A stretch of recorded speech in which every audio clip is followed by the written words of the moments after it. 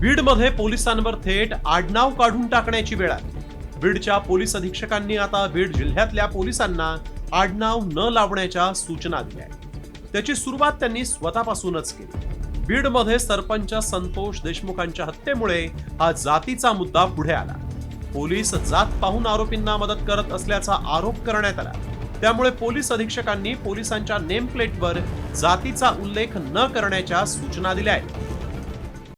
Comscore नुसार आता isakal.com आहे देशातील नंबर 1 ची मराठी न्यूज वेबसाईट। प्रत्येक अपडेटसाठी isakal.com ला नक्की भेट द्या।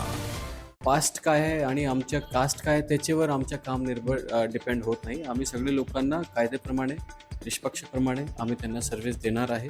आणि सिमिलरली जे येणारे कंप्लेनंट आहे, येणारे जनता आहे, त्यांना आमच्या लोकांची चेस्ट बघून, त्यांच्या नेम प्लेट बघून ते कुठल्याही प्रकारचा बायस नाही फॉर्म करणार की हे माणूस आमचा ऐकणार की नाही ऐकणार। या निर्णयामुळे एक गोष्ट समोर आली, ती म्हणजे बीडमध्ये जातीयवाद एवढा वाढलाय की पोलिसांना थेट आपलं आडनावच काढून टाकावं लागतंय।